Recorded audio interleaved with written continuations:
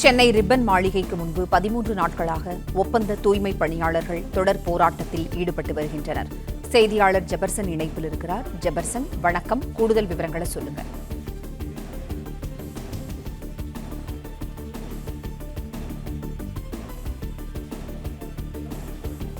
தூய்மை பணிகளை தனியாரிடம் ஒப்படைக்க எதிர்ப்பு தெரிவித்து தூய்மை பணியாளர்கள் 13வது நாளாக போராடி வருகின்றனர். தூய்மை பணியாளர்கள் போராட்டத்தால் பொதுமக்களுக்கு பாதிப்பு ஏற்படுவதாக சென்னை உயர்நீதிமன்றத்தில் பொதுநல வழக்கு தொடரப்பட்டது. பொதுநல வழக்கை விசாரித்த உயர்நீதிமன்றம் போராட்டக்காரர்களை அப்புறப்படுத்த உத்தரவிட்டது. சென்னையில் அனுமதிக்கப்படாத இடத்தில் யாரும் போராட்டம் நடத்த அனுமதிக்க முடியாது என உயர்நீதிமன்றம் திட்டவட்டமாக கூறியுள்ளது.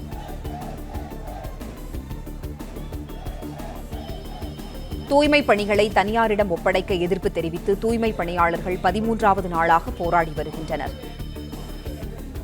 சென்னை ரிப்பன் மாளிகைக்கு முன்பு 13 நாட்களாக ஒப்பந்த தூய்மை பணியாளர்கள் தொடர் போராட்டத்தில் ஈடுபட்டு வருகின்றனர்.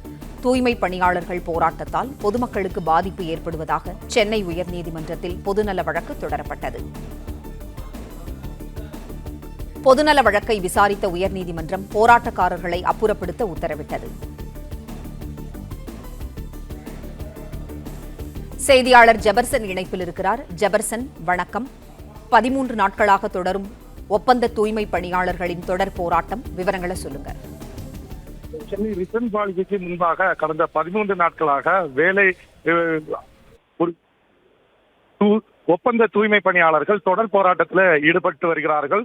தங்களை பணி நிரந்தரம் செய்ய வேண்டும் உள்ளிட்ட கோரிக்கைகளை வலியுறுத்தி இந்த போராட்டமானது தொடர் போராட்டமாக அவர்கள் நடத்தி வந்தார்கள். இந்த நிலையில்தான் இந்த பிரச்சனை தொடர்பாக அமைச்சர் மற்றும் இந்த போராட்டக்காரர்களுடன் தொடர்ந்து பலமுறை பேச்சுவார்த்தை நடத்தியிருந்தார்கள். இருந்தாலும் பேச்சுவார்த்தையில எந்த உடன்பாடும் எட்டப்படாத ஒரு நிலை உருவாகி இருந்தது. இந்த நிலையில் தேன்மொழி என்பவர் சென்னை உயர்நீதிமன்றத்தில் பொதுநல வழக்கு ஒன்று தொடுத்திருந்தார். இந்த வழக்கில் இந்த போராட்டம் காரணமாக இந்த பகுதியில் பொதுமக்கள் பாதிக்கப்படுகிறார்கள், வாகன ஓட்டிகள் பாதிக்கப்படுகிறார்கள் என்றும் கூறியிருந்தார். இதை விசாரித்த நீதிபதிகள் இந்த போராட்டம் நடத்தக்கூடிய இடம் வழக்கமாக போராட்டம் நடத்தக்கூடிய இடத்தில் இல்லை, ஆகவே போராட்டக்காரர்கள் போராட்டம் நடத்தக்கூடிய இடத்தில் போராட்டம் நடத்த வேண்டும், இவர்களை இங்கிருந்து அப்புறப்படுத்துங்கள் என உத்தரவு பிறப்பித்திருந்தார். அத்தோடு போராட்டக்காரர்களிடம் தொடர்ச்சியாக துறை ரீதியாக பேச்சுவார்த்தை நடத்துங்கள் என்றும் குறிப்பிட்டிருந்தார். இதனைத் தொடர்ந்து இன்று மதியம் 1 மணிக்கு இங்கு வந்த அமைச்சர் நேரு தொடர்ந்து போராட்டக்காரர்களிடம் பேச்சுவார்த்தை நடத்துவதற்கு அழைப்பு விடுத்திருந்தார். 2 மணி நேரம் தாமதமாக போராட்டக்காரர்களும் அவரிடம் பேச்சுவார்த்தை நடத்துவதற்காக உள்ளே சென்றார்கள்.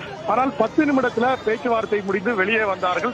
அந்த பேச்சுவார்த்தை தோல்வியில் முடிவடைந்ததாக பின்னர் போராட்டக்காரர்கள் செய்தியாளர்களை சந்தித்து பேசினார்கள்.